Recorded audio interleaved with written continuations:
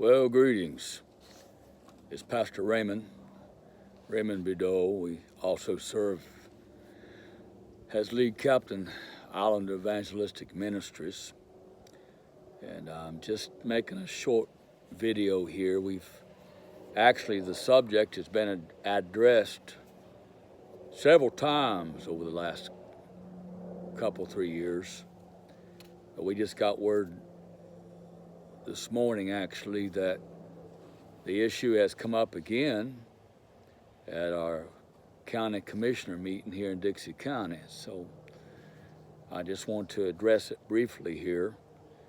We have ministry sailboats, and for many years, actually, we've been sailing and carrying humanitarian aid, storm relief, hurricane storm relief into the islands. And then once we get there and offload in the islands, we minister and we live on these boats and use them as a platform to preach the gospel, to share the gospel in remote areas and places and all through the islands. We've sailed all through Jamaica, the Bahamas, all around Haiti, the Dominican Republic. And so, having said all that, we have two hailing ports. One port is at Ile La Vache off the south coast of Haiti, a place called Port Morgan, or actually the village is called Calcoque. We sail into there, a very protected harbor surrounded by mountains. And then, of course, the other hailing port is the Steinhatchee River in Steinhatchee, Florida. Now, years ago, we used to rent Doug Black's dock there in Steinhatchee. Of course, most of you that knew Doug know that they moved away, and of course, Doug has passed on since then.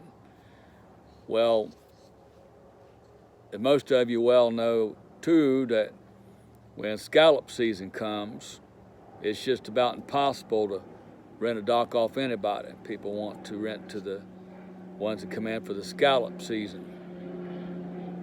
Then when it comes to the marinas, we now have three. We used to only have two marinas that could accommodate a sailing vessel anyhow because of the draft that they have. Usually anywhere from 4.5 to 6 feet, and sometimes some of the sailboats have 7 to 9 feet draft on them. Depends on the boat. And so most of the marinas doesn't have enough water to accommodate a sailboat with that sort of draft. So I'm just explaining all this. So the other result we have is that we use a lot of weight and a lot of chain, and our vessels stay in the river. Well, it's worked out very well for the last 20-some years there on the Steinhatchee River with our sailboats.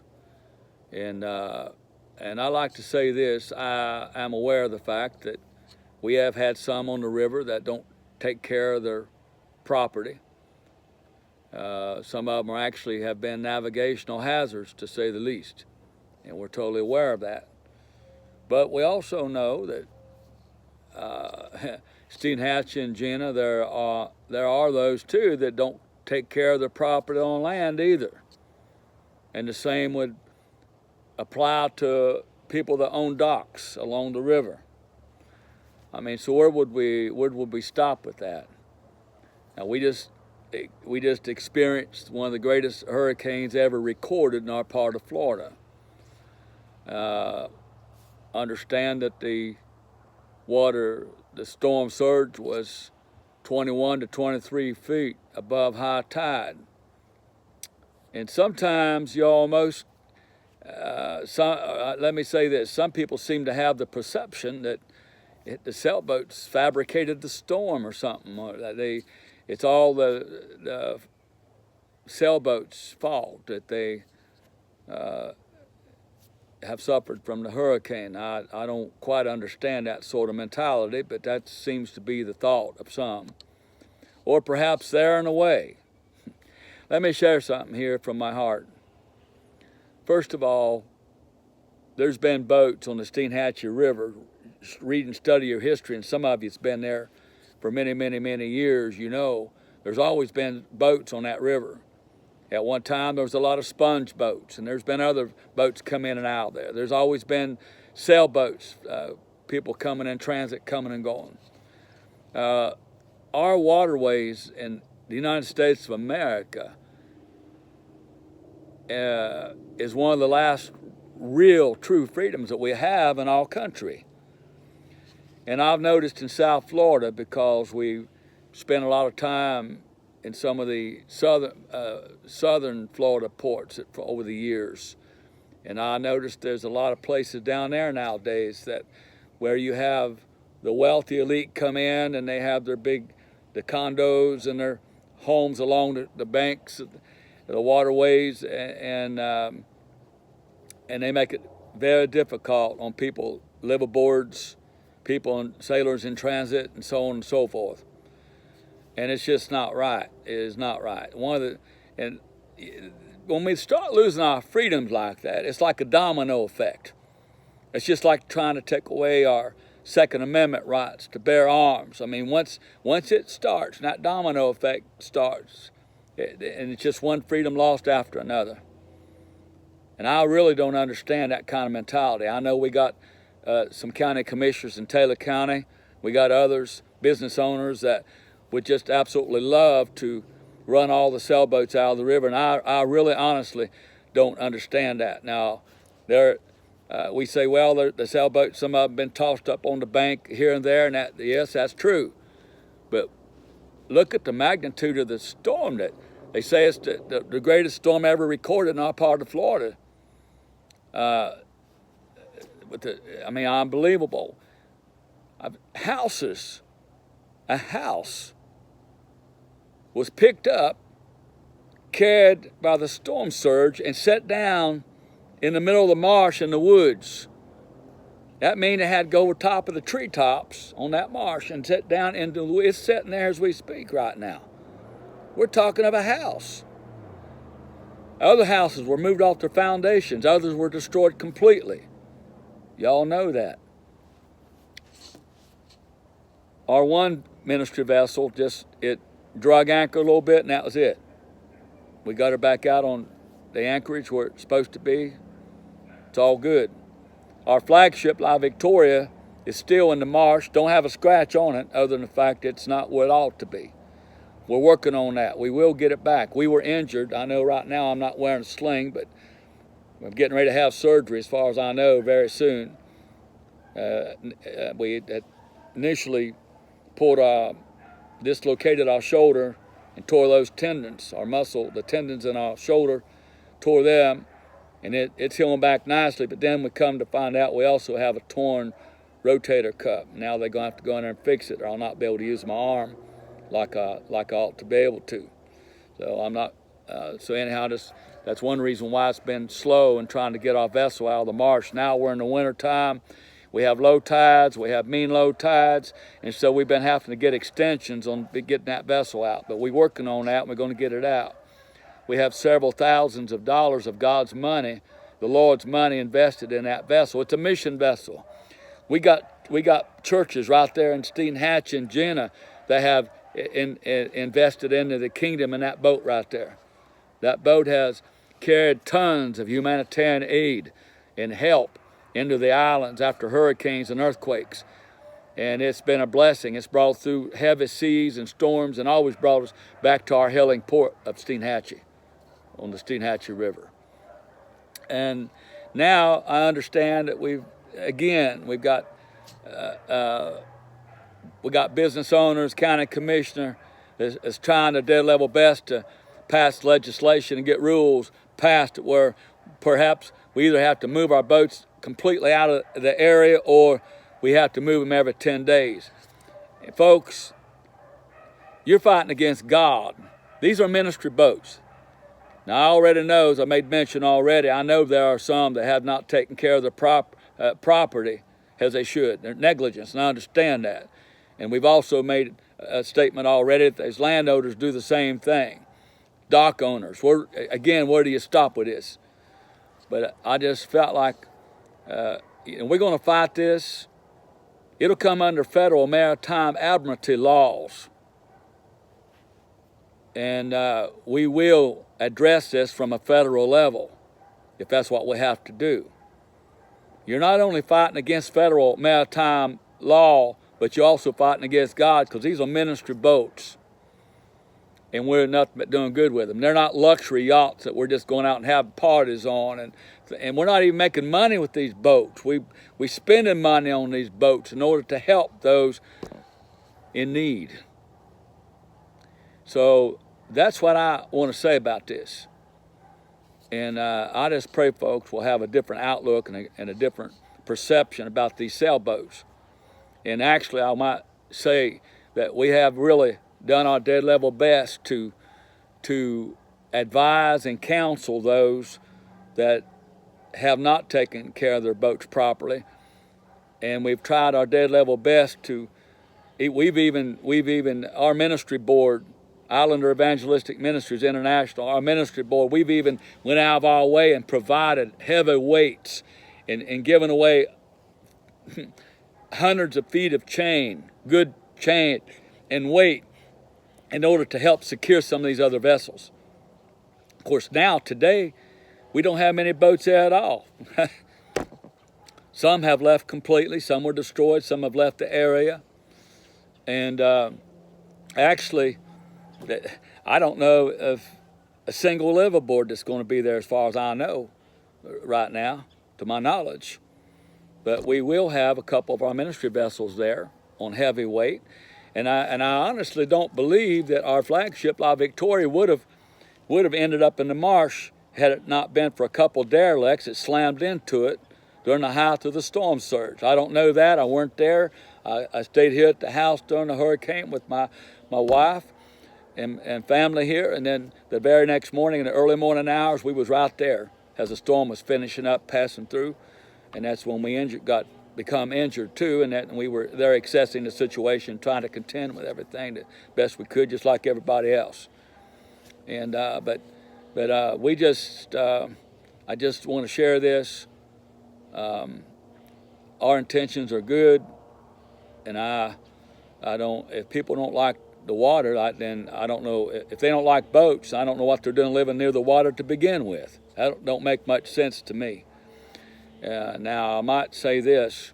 We are entertaining the idea, once we get La Victoria out of the marsh, get her back on the water, we are entertaining the idea of moving her down to our other hailing port in Ile Vache, because it's actually a lot better hurricane hole than we have there in Steinhatchee. There we have large mountains that surround the harbor, and then we have a lot of mangroves we can tie off to in the time of storms. And we are considering that. We'll see how that plays out. But for right now, we just want to get our flagship out of the marsh, and we want everything secure. And when the storm come, we had like 60-some feet of chain out in 10, 12 feet of water, 60-some feet of chain. And then we had a lot of weight, so a few thousand pounds of weight. And I really believe it would have held steady had it not been for two heavy derelict vessels that slammed into it, and there's just no way it's going to hold all that. So it ended up over there in the marsh, and thank the good Lord in heaven, there's really no damage done to it. It's just sitting where it shouldn't be. So now we have to be very careful how we devise the means and way to get it out, so we don't damage it. And my concern is, as lead captain of this ministry, we have several thousands of dollars of the Lord's money in that vessel. It's a God vessel. It's a ministry vessel. It's not, as we've made mention already. Pray for us if you would. But I hope that, and if anybody have any questions, email me, call me, catch me in Steinhatchee. I'd be happy to talk with you. I'd be glad to come to your church or your group and share, or your community, the community center, or wherever, and address this and share from the heart, because we've been doing this for a long time. We've been through a lot of storms, a lot of hurricanes in the islands and here in Florida as well, and the Lord has brought us through them all. And I will say this in closing: my heart goes out, my whole heart goes out to those that have suffered so much loss in our coastal towns of Steinhatchee and Horseshoe, Keaton Beach, Cedar Key, and all of our surrounding seaport towns. And I think it's wonderful how most have worked together and pulled together. And I would take my hat off to that and try to be a help any way we could. But please be just, make a righteous judgment about our sailboats out there. We're using them for a good cause and a good reason. And please work with us and get this mentality, this nonsense of. I've heard some remarks myself, the sailboat's slamming into the docks, and the sailboat's doing this and doing that. Listen, we didn't ride the last hurricane out, but we have ridden other hurricanes out. We've seen garbage dumpsters, other docks. The hurricane last year, before Helene came along, a 75-foot dock came down, slammed into our boats. And we had 5 boats piled up on us, derelicts, and a 75-foot dock and a garbage dumpster. It's still held. We ended up with a little cosmetic damage, but that was about it. This last one, though, with the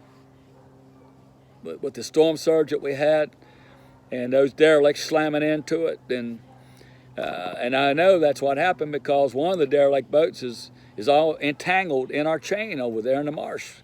And so there's no question that they slammed into us and became entangled, and all that extra weight that caused it to relocate. And all right, I've said enough. I've said plenty. But please work with us and consider some of what we've said. This is one of the last freedoms we've had is our waterways. There's no business owner, no private entity should have dominance over our waterway. It's just that simple. And that's one thing we love about Steinhatchee in Dixie and Taylor County. People have got good God-given common sense and some good moral and intestinal fortitude to do that which is right. And I hope there's enough good people that will take a stand against a bunch of this nonsense. And where we're going to have powerful business owners and money people to come in. Same thing that happened with the net ban back years ago. And I won't even go there, but I'm just trying to make a point. And anytime they start taking our freedoms away like that and our liberty, it's just a domino effect. It's just one thing and another. It's kind of like that frog in the pot syndrome. And I know you surely must be aware of that. But the old frog is in the pot, and the feet that has the heat intensified. And by the time he realized the danger, the imminent danger, it was too late. Kind of like that. We just posted on Steinhatchee Cruises, Woods and Seas. We just posted on there. Had a crab in a pot of boiling water, the boiling crab. One crab was eating the other, and not realize. Apparently, the crab didn't realize he's being boiled right along with the rest of them. He's having a feast along the way while he's being cooked. Well, that's how it is if we're not careful.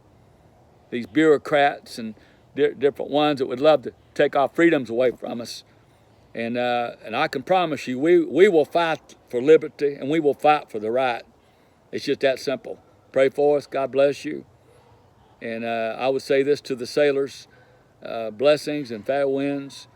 And if we don't talk to anybody else before Christmas, which is just about up on us here, we wish you all a blessed and a Merry Christmas too. God bless you. This is Pastor Raymond Bideau, Lead Captain, Island Evangelistic Ministries, pastor of McCrabb Independent Baptist Church. And God bless you, and we will, until next time, Lord bless you.